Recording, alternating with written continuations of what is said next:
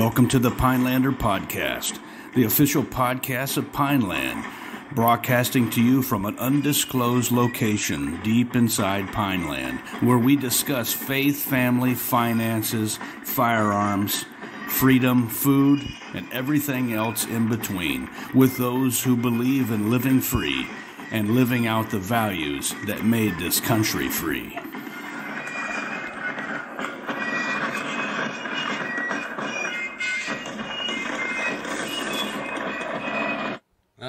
Welcome, everyone, to the Pinelander Podcast. My name is Paul Lefevre. I'm here with my Ranger buddy, Mike Blackburn. Today is Friday, the 5th of August, 2022, and it is another fine day in Pineland. Absolutely. Blessed to be here. I saw something today, Paul, that kind of caught my eye, and I don't know if you're familiar with the term the fourth turning or not. No, that's new. But basically, the idea is a turning is a generational period of about 20 years. And so the theory is that about 4 generations go by and we have sort of a significant upheaval in society, okay? So I'm just going to read a little something that I thought was kind of interesting. It kind of explained the fourth turning a little bit. These are times that try men's souls. We've all heard that. Thomas Paine wrote that in 1775 in his publication, The American Crisis. But what's not so well remembered today are the words that followed that famous quote. And it goes like this: tyranny, like hell, is not easily conquered. Yet we have this consolation with us, that the harder the conflict, the more glorious the triumph. Now, at that time, colonial America was passing through the early stages of a fourth turning, an historical time of crisis that occurs roughly every 80 years. And as a point of reference, the first turning is a period of renewal, one in which a historical crisis is ended. The populace has risen to the occasion, thrown off tyranny, and conquered social, political, and economic tribulation. Having done so, they now create a renewal based on hard work, personal responsibility, and moral integrity. Second turning starts getting a little worse, okay? Start pursuing high-mindedness and social concerns, and along the way, we also pursue self-indulgence. That sort of a deterioration begins in the second turning. The third turning, again, is a generation later, where the complacency sets in, and politically, those individuals who are sociopathic tend to rise in political spheres, and they replace the older generation of responsible people.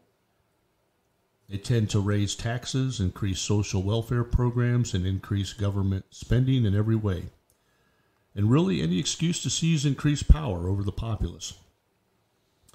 So then in the fourth turning, again a generation later, power having been seized, the sociopaths seek total power, the elimination of all freedoms to be replaced by totalitarian rule. Historically, in a third turning, a complacent people make it possible for the sociopaths to take power. And in a fourth turning, the sociopaths exert that power. It matters little whether the excuses put forward by political leaders are climate control, racial equity, cancel culture, owning nothing, digital IDs, transhumanism, vaccine mandates, or Green New Deal. The objective is singular: total dominance of the ruling class over the subservient class. Any excuse will do, if it has totalitarian rule as its outcome.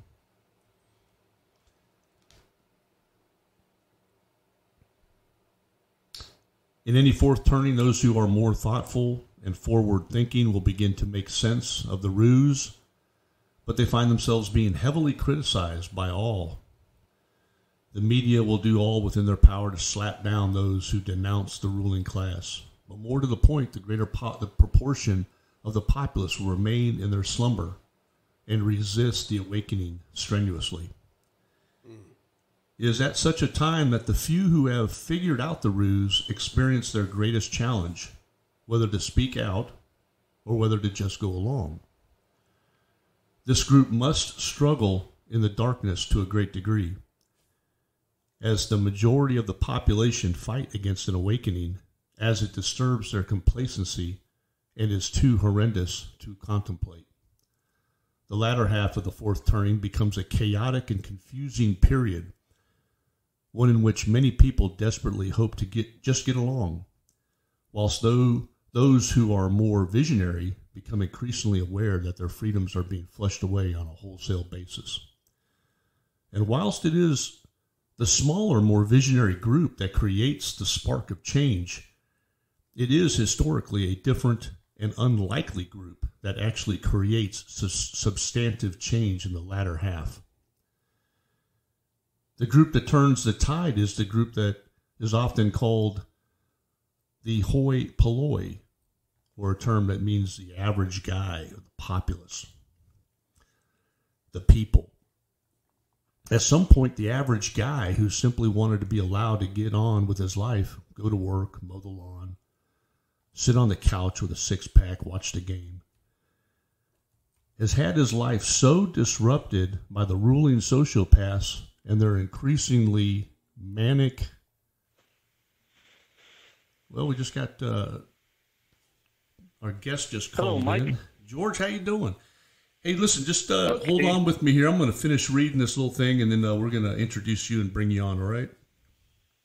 Alrighty. Okay.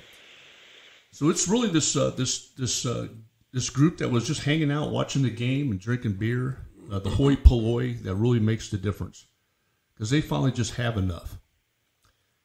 And we've seen that up in Canada, right, with the truckers. We're kind of watching that now a little bit over in Europe. You mean the small fringe minority? Yeah, well, it's what they call that. But it's, at some point, people just get up and they go, you know what? Yeah. I'm going to jump in my truck and I'm going to join this group. Yeah. And when you get enough of those people doing that, Yep. that's when things really start changing. And of course, now we're seeing the farmers doing the same thing with the tractors over in Europe. And this movement will continue in various different places as people have just had enough. But I just wanted to introduce the fourth turning because you may hear it out there. I've heard various people bring it up in the media, and I think it has some accuracy to it. And so for some people that are out there and maybe a little anxious, they kind of look around going like, what is going on? Some people offer the fact that this is sort of just a normal cycle that we kind of go through as a people. And it takes about 4 generations to where, we kind of need to get up off our butt again and start being, quit being complacent and sort of get things fixed. And I think that's kind of where we're at. But today our guest, we're really honored to have a good friend of mine. In our audience, we've kind of neglected our audience on this topic. We talk about a lot of things, but we haven't really had a chance to talk about firearms yet, Paul. Firearms. And for those of you out there, especially our European listeners, that really sometimes look at Americans and scratch their head thinking, what the hell is going on over there? In America, we have in our DNA, okay, we have a certain, we feel a certain duty and responsibility to take matters into our own hands. That entails the security of our family. It entails every aspect of life. Now, even in America and Europe as well, it seems that when you get more urbanized, you have this tendency to think that everything should be provided for you. The store should be open when you need to go down there. The items that you need are supposed to be sitting on the shelf. Those items should be affordable. If someone's giving me some problems, I should just be able to, say, "Excuse me, officer, can you come here and handle this for me?" If I need a ride, the taxi automatically shows up. It's 72 degrees every day. The thermostat's right there. In America, we have a tendency not to want to dump that responsibility off on others. We feel like we have the responsibility ourselves to take care of all of these matters. Now that's going away slowly. Okay. But a big part of that, I think, is obviously the ability to defend ourselves and our families, and that's where firearms come in. And so today we have George Chlebowski, or who I like to call the Big Chlebowski. And he is one of the guys that I had the pleasure of working with in Afghanistan. We worked on specialty weapons, special operations forces, specialty weapons over in Afghanistan. So we would travel throughout Afghanistan, helping the ODAs out with their various weaponry, inspection, repair, and classes on them. So we decided to bring George on today to talk about weapons and really just kind of introduce weapons to the novice and talk about some of those just basic things that one should consider before purchasing a firearm and how to get trained and what have you. So, George, welcome to the Pinelander. Well, thank you. Paul, I know you put together a couple questions. I know you and I talked about some things we wanted to ask George today, so maybe I'll just kind of turn it over to you and we'll kind of get this thing going. Hey, George, I really appreciate you coming on the Pinelander, and I know you have a weapons background, so I don't. Mike doesn't. He has a little bit more weapons proficiency than I do in certain areas, but yeah. So what we wanted to do on this episode is talk about weapons for home defense. And George, I know that you have thought that through. You probably have a small arsenal at your house, if I can envision what it would look like, with strong points and maybe some mortars and machine guns and stuff like that. And but I wanted to just kind of kick things off and talk about home defense and just ask you, what are some of the basics to consider when it comes to home defense? Okay, the first thing you want to consider is your level of proficiency or knowledge of firearms. How well do you know firearms? Do you know them at all, or are you a novice or a beginner? That's what's going to you first have to consider is your level of knowledge. I mean, yeah, that's obviously going to be. Yeah. Sorry, go ahead. Sorry, I stepped on you. Go ahead. So once you understand your level of knowledge, whether it be from just operating a simple .22 long rifle firearm, a shotgun, or a handgun, once you understand that level, and that gives you that capability then to either increase that knowledge, hopefully you'll be able to get to a range and do some shooting, reach out to some other shooters so you can understand and increase your knowledge on what's available, on how to operate those firearms safely. Once you take that step, then what you want to do then is get the most compact firearm that you can able to control. What I mean by compact is obviously you do not need a hunting shotgun with a long 28, 30-inch barrel because you won't be able to use it as effectively inside of a home with furniture in the way, doorways and whatnot. So the more compact the firearm is, the easier it will be for you to utilize it in a home environment. The second thing in consideration is don't go too low, i.e. a .22 handgun. Well, it's very easy to shoot. It does have this limitation on stopping power. So you always want to try and find that best happy medium that you can control, and utilize. From there, taking into consideration a couple of other aspects. Again, I mentioned stopping power. Cartridge, like I said, whether it could be a 38 or 9mm, 5.56 or 223 Remington. Now, these are not very powerful cartridges. You want a more powerful cartridge, you go up to like a 301 mag. But that is way more than you need in a home defense environment.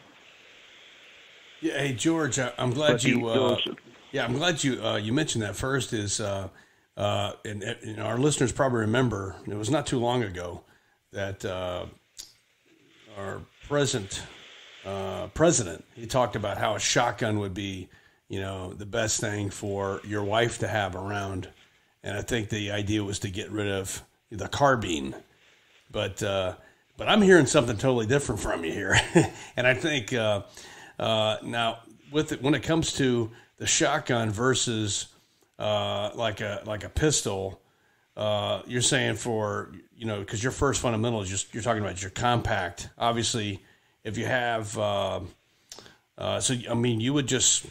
would you swear off shotguns altogether? Because I know there's a debate out there.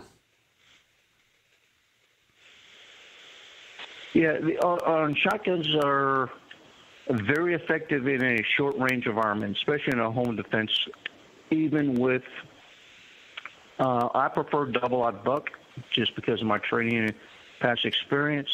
Then number 4 buck in 12 gauge, but even just birdshot inside of a home at a short range, it's going to be effective. You still have an ounce of lead being launched, and it's going to be impacting on target, almost contact distance, working as just a 1-inch slug and barely just opening up that real, we're talking yards. Right. So it's not like getting into multi-digit. Right. Yeah. And one thing to consideration is if you talked about a worldwide acceptance, even shotguns by the UN, they turned a blind eye to single shot, double barreled, either side by side or stack barrel shotguns. You can find those in just about any government around the world. 12 gauge is universally available around the world. Now there might be some restrictions on, say, double-aught buck, and they just allow birdshot. Again, at contact distance inside of a home, it's going to be effective.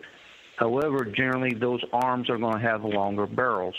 There are ways to help mitigate that, to shorten that distance on the shotgun, not make it, instead of taking a normal shouldering stance with the shotgun, bring it up to your shoulder, tuck the buttstock underneath your armpit. That will reduce some of your overall length, making you a bit more easier to use in a home defense environment. Because in a home defense environment, it's not really necessary all the time to be looking down the barrel and sighting in your target. I mean, you were talking about the distances there. You can pretty much just generally be pointing in the right direction and be okay. Somewhat. Again, even at a very short range, yes, you can have just point in the general direction. Again, we are talking inside of a room. Right. Anything outside of a single room, you want to be able to, you got to be able to at least generally point it, maybe not with a pinpoint accuracy, but it's still got to be looking down the barrel. Pointing, yes. And you can do by tucking in your underneath your armpit, you can get a good reference point. You get your muzzle right there in front. You still got to look at your muzzle. You can't just bring the shotgun up and fire down the hallway. You'll miss if you do that down the hallway. But if you're inside of a room, you're talking only 2 or 3 yards. maybe 5 at the max, it's going to work for you. Hey, George, I kind of stepped on you earlier. You mentioned compact stopping power. I think you were getting ready to go into maybe a third, basic there. Yeah, consideration. Again, like I said, that the more compact it is on a long arm, the more you're going to be able to utilize it more effectively inside of buildings. Now, as I get into compactness, one of the advantage of a handgun, by being so compact, you're able to carry it with you all the time. That's the advantage of a handgun. But a handgun does not have as much stopping power as a long arm. But it does allow you to always have it with you. And that's the first rule of a gunfight, is to have a gun. Any gun, period. Yeah. Right on. Because all a handgun is going to be able to do, since it's always with you, is be able to survive a surprise attack at close distance. So hopefully you can either fight your way to a bigger gun or take care of the situation right then and there. Right on. Hey, so George, you've talked about various types of weapons, and one thing I was curious about is what do we want to think about when it comes to like bullet type, cartridge caliber type, because we're looking at maybe overpressure and going through one wall and the next, and are there some considerations in that environment? On that one, for caliber, stopping power, again, look at your experience, what you can control. I hunt with a handgun, and I've also done competition, and I practice shooting a handgun 9mm out to 300 meters. Maybe because I'm always out in a combat environment, and that's what I have to do. But you always want to be able to practice as much as possible and to have as much control with whatever you find. Now, as far as ammunition, again, a lot of places are going to restrict you outside the United States on what type of ammunition you can have. Generally, they do not allow hollow points. What a hollow point is going to be able to do is effectively increase the diameter of the bullet as it hits the target and reduces the penetration. So it stays in the target and is more effective. A lot of places around the world, you're going to be restricted to just round nose, either full metal jacket or just lead bullets. So you don't have the option for expansion. Now, most of your auto-loading pistol cartridges are fully controllable, and being round nose is also going to aid in your reliability of the handgun or any firearm, because it's just more reliable that way. But I have no problems. From my experience, though, like I said, I'm a handgun hunter. I shoot 41, 44 Magnum extensively, and I shoot those at a long range because I hunt with them. But are they ideal for a home defense? Not really, because they're over-penetrative. And that's another thing you want to consider, is that anytime you pull that trigger, it is what is also behind the target. Because if you do over-penetrate, you want to minimize that. And the way you can do that is just by angles. Just you drop down a bit lower and you shoot a bit of an angle upwards. So if someone is behind, then at least you try and get the direction of the bullet, not keep going straight behind the target. Right on. And I think something also is good for our listeners is something we call the 4 cardinal rules of weapon safety. The first one is to treat every weapon as though it's loaded.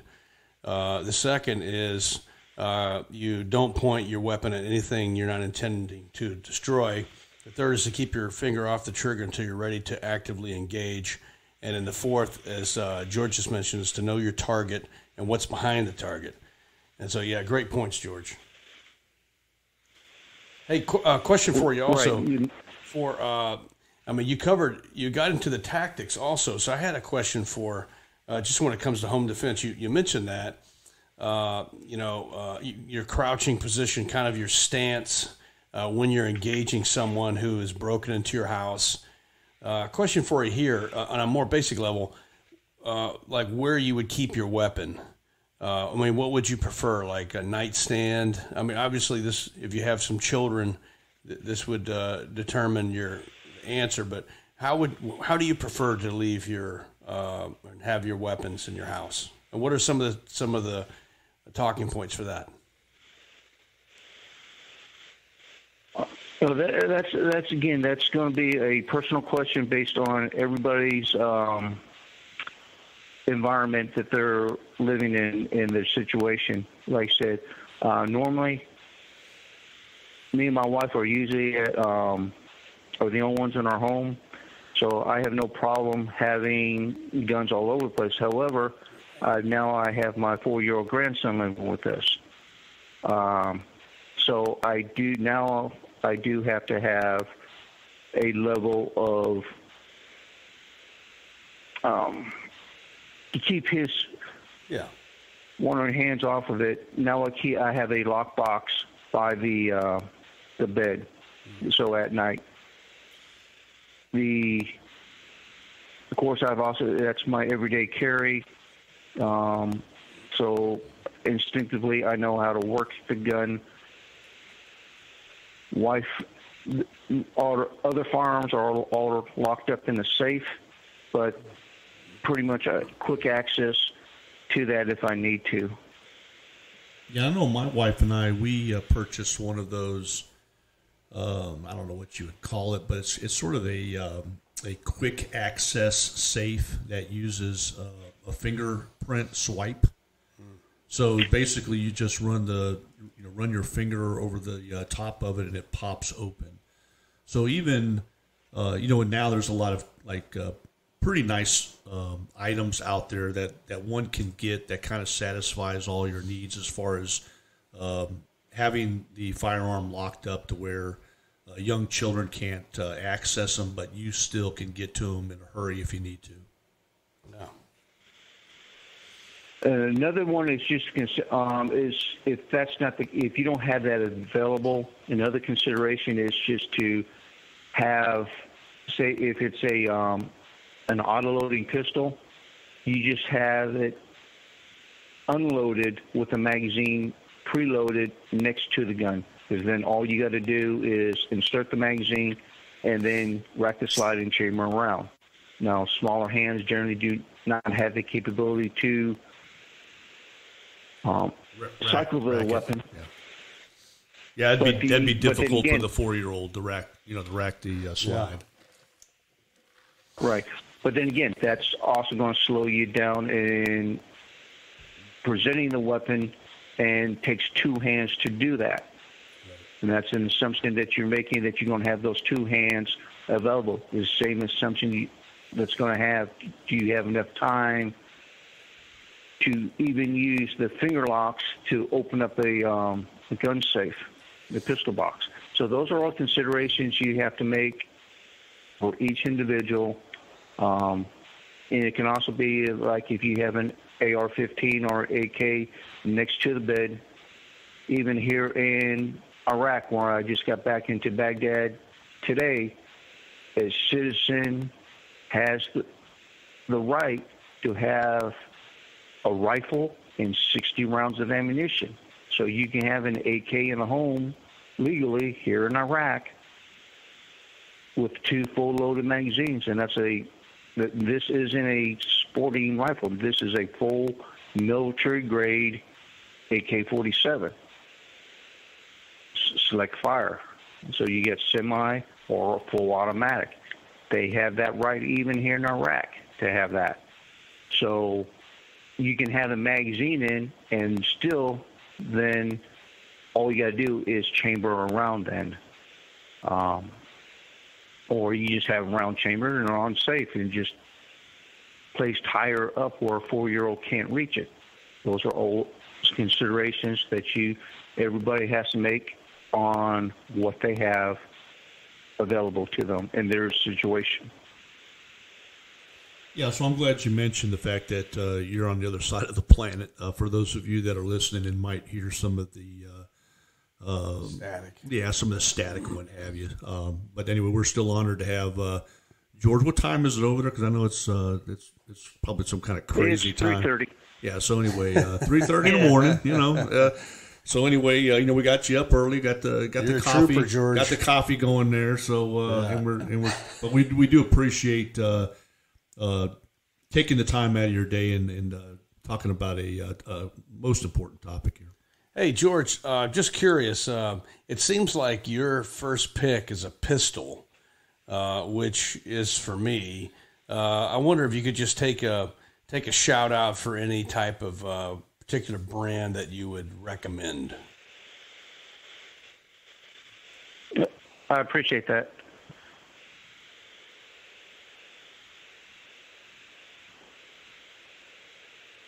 Do you have a favorite brand of handgun, George? I've got, for a revolver, I prefer Smith & Wesson. I've got a lot of favorites of different types of action, unique guns, HKP7s, Kunin 357 autos, 1911s, Glocks, Berettas. They all have their uniqueness about it, all of them. Then again, I'm a gun nut, so the more unique, the more I'm interested in it. Yeah. Give me a C93 broom handle. I've had someone tell me one time that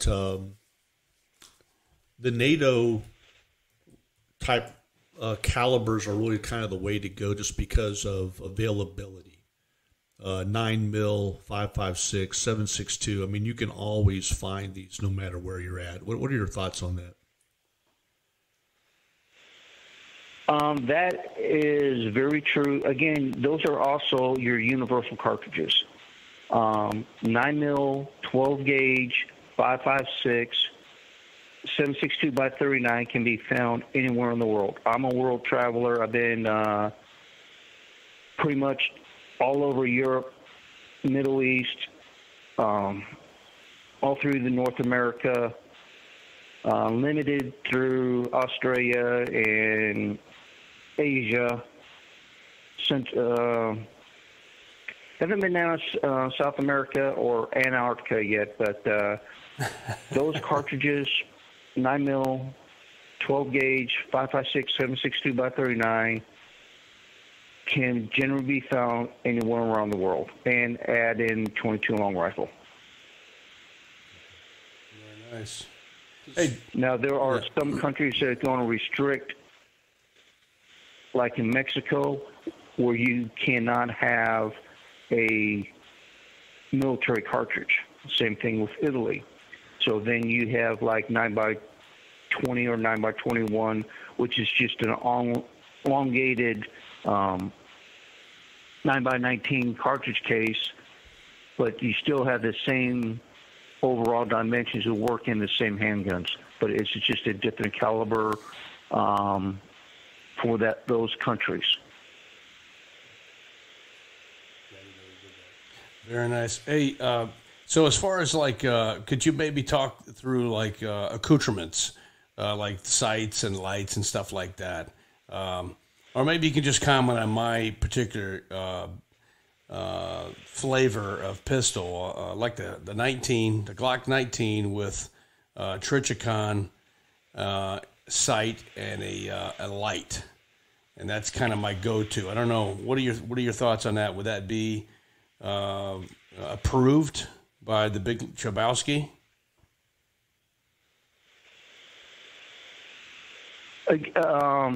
On the type of, if you want to again, it's looking at your experience level and what you have available to use.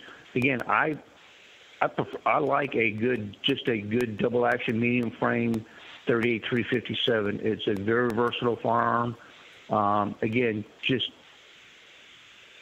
once you learn how to shoot in your level, you can run just about anything.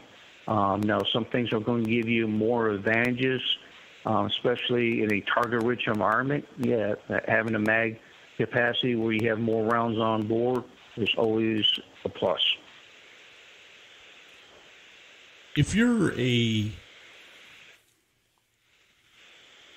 shopping for a handgun, okay, your very first handgun, and you go into, you go into some of these gun shops, and it can be a little intimidating. I mean, there is a lot of stuff out there, and most of these gun store owners are extremely helpful. They'll really help you kind of work through asking you some of these kind of questions and kind of trying to figure out where your comfort level is. But in some cases, it's really kind of like driving a car. I mean, you're really going to have to kind of try some of these on. You're probably going to have to go to the range. You're going to have to see how they feel in your hand. So I think you are right as far as it being a little bit of personal preference. But you really kind of started out the show today talking about your level of experience. Let's talk about that a little bit, because I think if you are shopping for a handgun or long gun or whatever, that is going to be really kind of a big part of this, is really going in there, not only kind of becoming familiar with some of your options, but also what type of training and how often should that training be, so you get to a proficiency level where you actually can use it when you need to use it. Yeah, that one is that's sort of a tough question, really, because there are so many different variables in there.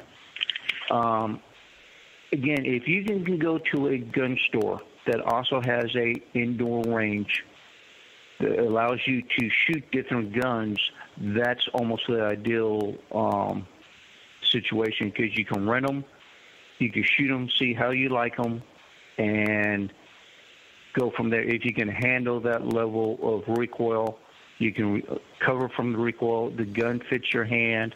You don't have a slide coming back and biting your hand, known as slide bite. It's just comfortable to shoot. And again, even uncomfortable guns can be more comfortable once you learn to shoot, i.e. using proper stance, trigger control, sight alignment, principles of marksmanship. So ideally, if you can find a shop that has an indoor range, or again, just getting out and handling the guns to see how you shoot. I remember my first handgun was a Ruger new model Super Single 622 single action revolver. And I learned to shoot with that revolver. And then immediately after that, I started buying a lot more different guns that I was able to control, try different things, and just progress from there. And then once you start shooting, I enjoyed shooting, so I shot as much as possible, and that just led me down the road for the next 45 years. I've been shooting just about, I can't say every day, because lately I just don't get a chance to shoot every day. But when I'm home, when I buy a place, that's one thing I look for, is I put a range in my backyard. So I'm always shooting. Not everybody has that luxury, so you got to go to public ranges, and you just shoot as much as you can to be proficient. Then as you progress, and if you want to take different classes on home defense or just go into some of these shooting sports where it has like ISPC or IDPA, that you run through scenarios or as a home defense, and you're using concealment rigs, and you're training yourself to be a better, more proficient shooter. If that makes sense. Absolutely. Yeah, one of the things that I'm seeing a lot more lately, I'm not sure if you're noticing it as well, Paul, but I see a lot more folks running around open carry. And especially mothers. I'm seeing a lot of mothers with small children. It's nothing now for me to be like maybe being a Lowe's, a Home Depot, whatever, and see a mother with 2 kids in tow with open carry. And I like to see that because though I think there's a time and a place for conceal, I also think that part of it is getting people used to seeing firearms. I think we've kind of gone through this decade or two, maybe more, of people just being uncomfortable with somebody having a handgun on their side. It's just, oh my goodness, do you see that person's got a gun? And it's like, yeah, and what's your point? So I like to see the people open carry now, and even though, again, I do recognize the fact that there's times when you probably don't want to do that. Yeah, I totally agree with open carrying because you don't have to worry about having worry about whether or not your coach partially covering up your gun or something. I mean, I know Mike, you and I have talked about, we both live in North Carolina, at least. That's where I am when I do get back in the States. Which isn't very often. I also lived in Kentucky before they passed their concealed carry, and the only carry legally at the time was open carry. Same thing in Texas. I grew up in Texas. You could open carry on your property. Again, there was no concealed carry at the time when I was growing up in the 80s there. So, again, looking at the laws that you have, and fortunately half of our country right now is constitutional carry. 25 of the 50 states have constitutional carry, where as long as you're not don't have a felony conviction where you're prohibited from owning a firearm, you can legally carry without a permit from the state. And it is again, it's your environment. If you're out on the farm, open carrying is easy to do every single day. You always, again, the advantage of a handgun is it's portable, small enough to always be on you, to survive a surprise attack at close distance. Now, generally, once we get more populated, that's where concealed or concealed carry is more preferred, because the masses are not alarmed. Again, we got into this where it's the stigmatization of firearms are bad. And with open carrying, we're just dissolving that stigmatization of firearms. It is just another tool like anything else, like a car or hammer screwdriver. It's how that tool is utilized. And as we all know, remember the old saying, God created man, but Colonel Colt made him equal. That's right. And so that mother with those kids in tow, she has a right to defend herself. So does when she's 70, 80 years old, that woman now still has a right to defend herself. And that's one thing that's nice about the United States, is that we recognize that right as a birthright, as a God-given right. to firearms. So. And we plan on keeping it. Yeah, exactly. A well-regulated militia being necessary to the security of a free state, and so I get it right to the right of the people to keep and bear arms shall not be infringed. Absolutely. And that just does not include guns in common use either. Exactly. I mean, I know the courts have said that guns in common use, but if you go back, the whole reason of the Second Amendment is not about deer hunting, is not about protecting yourself. Again, we are every single male or female in the United States under U.S. Code 246 is part of the unorganized militia. And if you read the second militia code of 1792, you were to come armed with your own rifle, ammunition, knapsack, tomahawk, and be able to, you were militia. You were the unorganized militia. You were able to defend not just your home, your towns, and your state and country. That's what the militia is. Yeah, we were a little apprehensive about large standing armies. So a lot of people don't realize that in America, we consider the people, again, we consider the people of America as our army. We are the militia. We defend ourselves, our country. So a lot of people think they want to defer that. You know, they want to defer all those duties and responsibilities to the military or law enforcement or whatever. And that's not really the way we're wired here in the U.S. I'm glad you brought that up. And we have history on our side to show that just in the 20th century alone, look how many millions of people by the dictators of Stalin, Hitler, it just killed their own people, exterminating them because they're a threat to them. Yeah, absolutely. What else we got? We got any other questions for? I did. I had.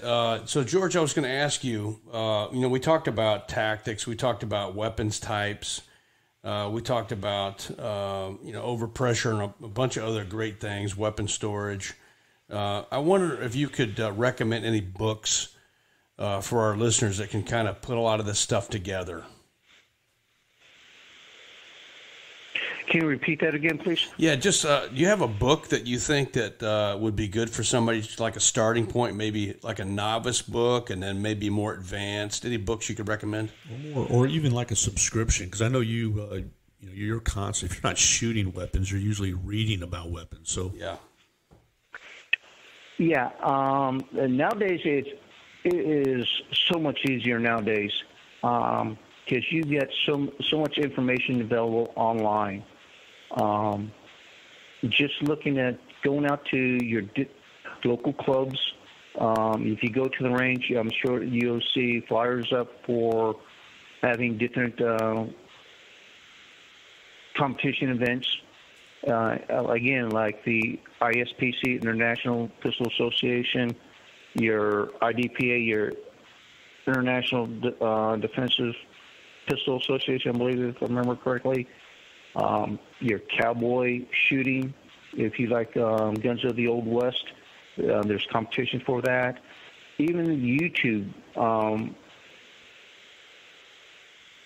out there has lots of different ways you can train yourself. You got people in their own backyard training, which has always been a historical avenue for Americans to shoot. Now, as we get more urbanized and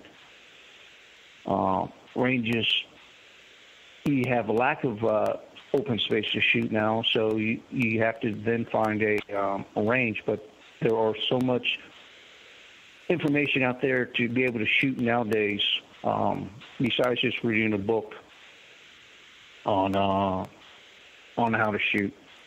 Well, I'm really glad you brought up the clubs, because I know here locally where we live, and I'm sure this is the case in several of the areas, but they even got a ladies shooting club right here. So the ladies get together once a week at a local range.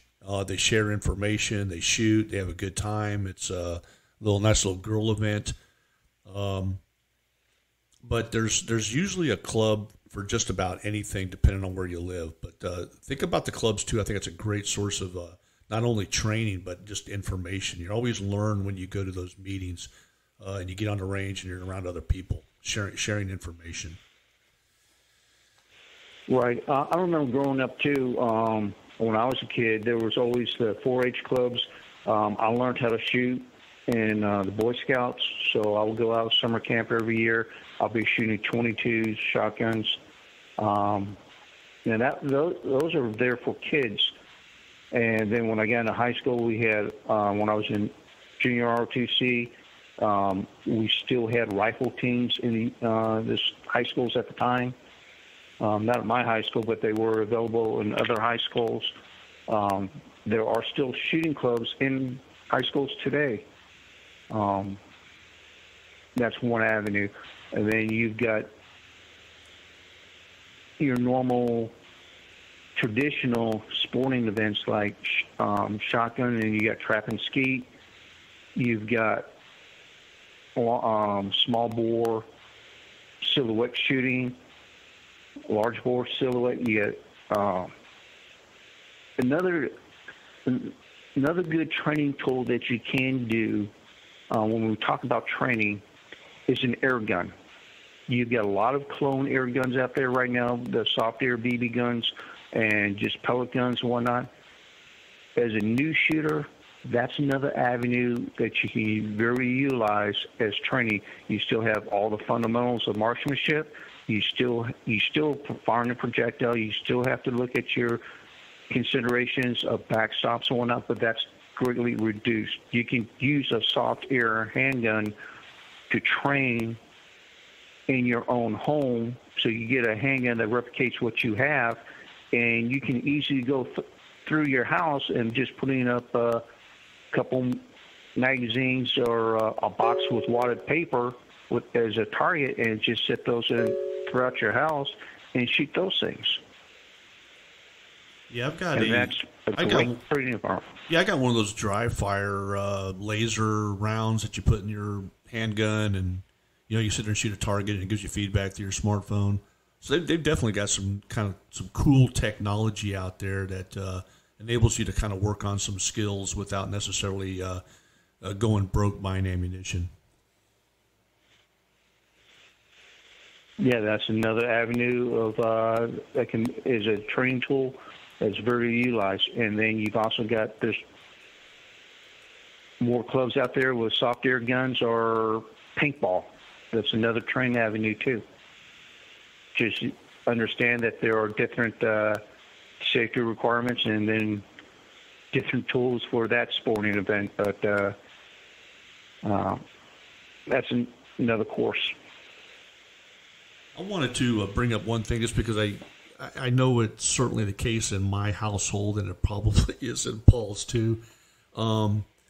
Guys, don't worry about it if you're having difficulty training your wife in firearms, okay? I don't even go there. Paul trains my wife, okay, because according to my wife, I'm an idiot, and maybe she's right. But she'll trust anything that Paul tells her. So if a technique is have some other guy train your wife in shooting. That's how it is. My wife does the same thing. My wife, I give her, the fundamentals. She's like, yeah, it goes in one ear out the other, right? Familiarity, I guess, breeds contempt. But if you give her the same information, it's like best thing from sliced bread. Yeah. I mean, the guy's a genius. That's right. Genius. George, man, we appreciate you taking some time out. Crazy time, crazy early in the morning, but you got up and share some time with us, share some of your insight. We really appreciate it. Definitely we would like to bring you back on at a different time, maybe back when you're finally get back in the States again. Appreciate you, George. Okay, I will look forward to that. And I appreciate the opportunity to talk to y'all. All right. Hey, Thank you, sir. Be safe and Godspeed. All right. Yeah, everybody take care.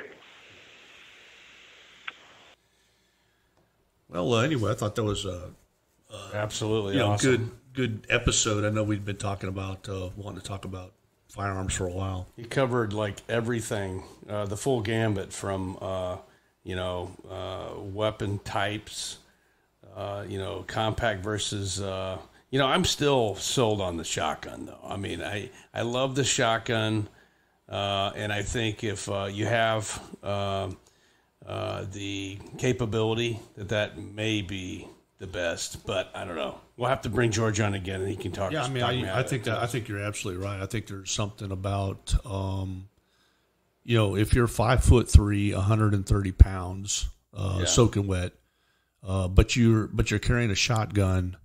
It certainly is an equalizer, and I think there's a certain aesthetic to it that may even keep you from even having to pull the trigger. Yeah.